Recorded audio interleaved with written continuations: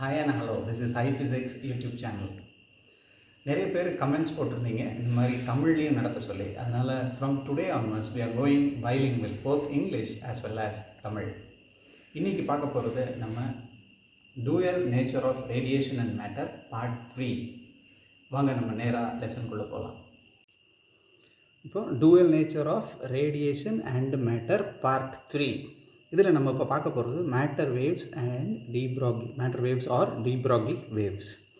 1905 Einstein's photoelectric equation கொடுத்தாரு. Explanation for photoelectric equation given by Einstein. 1924 de Broglie hypothesis அல்லது de Broglie matter வேவ்ஸை propose பண்ணார். யார்? D ப்ராக்லின்ற ஒரு French scientist.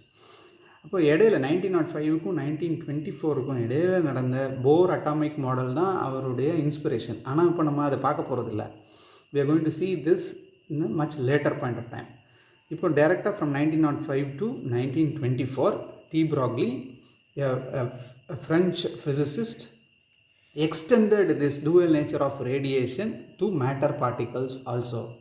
So he extended the wave particle duality of radiation to matter particles that are moving. இப்போ ஒரு matter particles move ஆகிட்டுருக்கு அப்படின்னா அதோட ஒரு வேவ் நேச்சரை நம்மளால் அட்டாச் பண்ண முடியும்னு ஒரு போல்டாக ஒரு ஹைபாத்தசிஸ் கொடுத்தாரு டி ப்ராக்லி இன் 1924.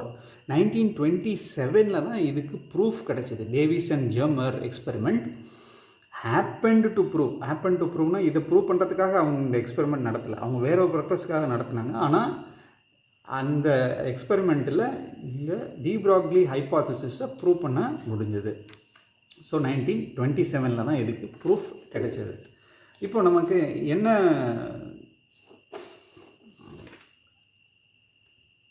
டி ப்ராக்லி சொல்ல வராரு அப்படின்னா, ஒரு கிளாசிக்கல், அதாவது ஒரு மோட்டிவேஷன். அவருக்கு இந்த மோட்டிவேஷன், இந்த போல்டு ஹைபாத்தசிஸ் பண்ணுறதுக்கு என்ன மோட்டிவேஷன் பார்த்தோம்னா சிமெட்ரி. Nature loves symmetry. எப்படி நம்ம ஒரு கிளாசிக்கல் வேவ்ஸோட ஒரு குவாண்டம் பார்ட்டிக்கலை அட்டாச் பண்ண முடிஞ்சோ, குவாண்டம் பார்ட்டிக்கல் நேச்சர் அட்டாச் பண்ண முடிஞ்சோ given by Max Planck, Einstein etcetera, அது மாதிரி கிளாசிக்கல் பார்ட்டிக்கலோட ஒரு வேவ் நேச்சரை அட்டாச் பண்ண முடியும் அப்படின்னு டி ப்ராக்லி நம்பினார். So it's an hypothesis. அதுக்கு motivation and reasoning symmetry and analogy. இது மாதிரி எப்படி கிளாசிக்கல் வேவ்ஸோட ஒரு குவாண்டம் பார்ட்டிக்கல் நேச்சரை அட்டாச் பண்ண முடிஞ்சோ அது மாதிரி classical particle like electrons, protons, நியூட்ரான்ஸோட ஒரு குவாண்டம் வேவ் நேச்சரை நம்மளால் அட்டாச் பண்ண முடியும் அப்படின்றது தான் டி ப்ராக்லியோட hypothesis. So motivation is symmetry. Symmetry என்ன சொல்லுது? Nature loves symmetry. அதனால் இதுவும் கண்டிப்பாக பாசிபிளாக தான் இருக்கணும் அப்படின்னு சொன்னாங்க. இப்போது from quantum approach we get E is equal to h nu இல்லையா? E is equal to h nu, Einstein's அல்லது Max Planck equation. E is equal to h nu, where nu is the frequency of the if the frequency of the given radiation, then we can predict the energy of the given radiation. The energy depends on frequency அப்படின்றது தான் quantum approach. Then if nu is known, then we can obtain energy E. From classical approach we know that, அதாவது classical அப்ரோச்னா classical wave approach, அதில் monochromatic light வேவோட velocity is related by this expression nu into lambda. C is the velocity of the monochromatic wave அப்படின்னா c is equal to nu லாம்டான்னு நம்மளால் எழுத முடியும். So this is the classical approach equation, well known equation. அப்போ nu is equal to c divided by lambda. அப்போ nu is equal to c divided by lambda. இப்போ இந்த நியூவை தூக்கி இங்கே சப்ஸ்டிடியூட் பண்ணோம்னா E is equal to h நியூன்ற ஈக்குவேஷனில் substitute பண்ணோம்னா E is equal to hc by லாம்டான்னு நமக்கு கிடைக்கும். This is also well known fact. E is equal to hc by lambda. Very important equation which can be used to solve problems. அதுக்கப்புறம் from Maxwell's electromagnetic classical wave equation we got energy density is equal to energy density of the wave is equal to the momentum of the momentum density of the photon multiplied by the c. அப்போ நம்ம இங்கே substitute பண்ணோம். Energy டென்சிட்டினா என்னென்னா energy per unit volume, that is given by number of photons into energy of the individual photons. So energy of the individual photons என்னது? h nu as given here. So h nu, if n is the number of photons, then the energy density is given by n into h nu.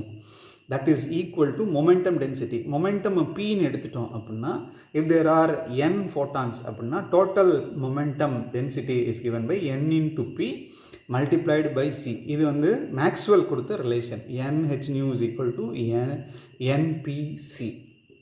Right. இப்போ n cancel பண்ணிட்டோம்னா நமக்கு என்ன கிடைக்கும்? h nu is equal to p into c. therefore p is equal to c எங்கே கொண்டு வந்தோம்னா p is equal to h nu by c அப்படின்னு நம்ம எழுதிடலாம். இப்போ nu by c அப்படின்றது என்னது? 1 by lambda. c by nuன்றது lambda இந்த ஈக்குவேஷன்லேருந்து c by nuன்றது lambda. அப்போ nu by cன்றது 1 by lambda. So nu by cக்கு பதிலாக நம்ம என்ன பண்ணலாம்? 1 by lambda சப்ஸ்டியூட் பண்ணோம்னா h by lambda. therefore p is equal to h by lambda. This is the fundamental equation which de Broglie took.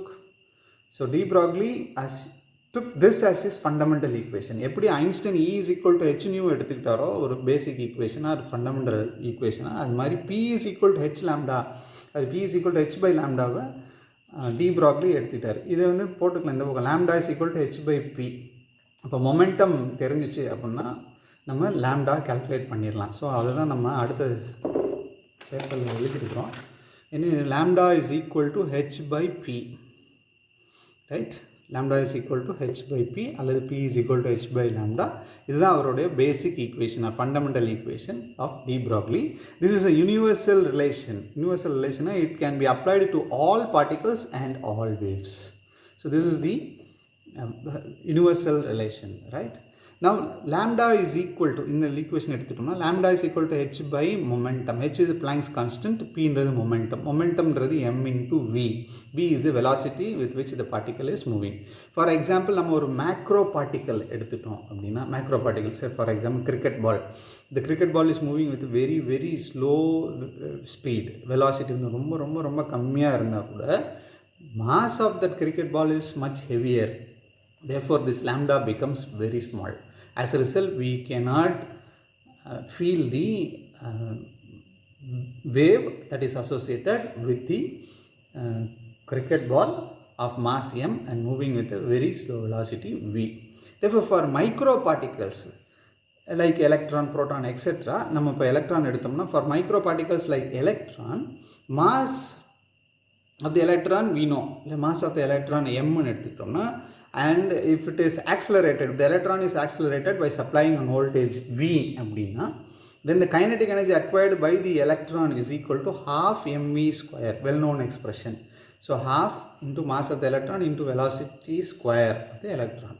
இப்போ charge of the electron is E and v is the voltage, accelerating voltage அப்படின்னா, E into v is also is the kinetic energy of the electron. Therefore we equating these two, half mv squared is equal to E into voltage v போட்டோம் அப்படின்னா இது ரெண்டையும் equate பண்ண முடியும். half mv square is equal to E into v, where v is the velocity of the electron that is traveling under the potential difference capital V எடுத்துக்கிட்டோம்னா, then half mv square is equal to EVலேருந்து நம்ம v கண்டுபிடிக்க போகிறோம். So v square is equal to 2 into EV. இந்த 2 அந்த பக்கம் கொண்டு போயிட்டோம். So v square is equal to 2 EV by m. So v is equal to root of 2 EV by m. v is equal to root of 2 E into v by m. Substituting this in the fundamental equation. Fundamental equation lambda is equal to h by p. That is equal to h by mv. In the v velocity v of the electron, இங்கே substitute பண்ணோம்னா h by m into root of 2 EV by m போட்டுரும். அதை சிம்ப்ளை பண்ணோம்னா இது root m into root m எழுதலாம். இந்த m ஒரு root m cancel பண்ணிட்டோம் அப்படின்னா, so h by root of 2 MEV. இந்த வின்றது voltage, potential difference, capital V இல்லையா? So h by root of 2 MEV. இப்போ 2 constant, m constant, E constant for an electron and h is Planck's constant which is also constant. So இது எல்லாத்தையும் நம்ம substitute பண்ணோம்னா we get Planck's constant 6.625 in 10 to the power minus 34 divided by root of 2 into mass of an electron is 9.11 in 10 to the power minus 31 into E, charge of an electron is 1.6 in 10 to the power minus 19 and V இந்த V மட்டும் நமக்கு என்னன்றது தெரியாது இல்லையா, நம்ம apply பண்ணுற potential. So அதுதான் நம்ம வேரியபிள், பாக்கியெல்லாம் கான்ஸ்டன்ட். இன்ட்டு வி போட்டோம் அப்படின்னா இது எல்லாத்தையும் சிம்ப்ளிஃபை பண்ணிட்டோம்னா we get 12.27 divided by root V angstrom யூனிட்டில் போட்டுரும். ஆம்ஸ்ட்ராங் யூனிட் அல்லது இந்த ஆம்ஸ்ட்ராங் பால 10⁻−10 மீட்டர்ஸ் போட்டுக்கலாம். ஸோ இதுதான் lambda. This is the wavelength associated with an electron of this mass m and charge E under the influence of a potential capital V. So wavelength associated with the electron, this is, you call it as the de Broglie wave or the matter wave of wavelength lambda that is associated with a microparticle electron which is moving with a velocity V. So in the next class, in the next video, we are going to discuss about the proof for this de Broglie wave, that is Davison-Germer experiment, and look into some numerical problems. If you like this video, kindly share, subscribe and click the bell button. Thank you for your comments. Put your valuable comments. Thank you.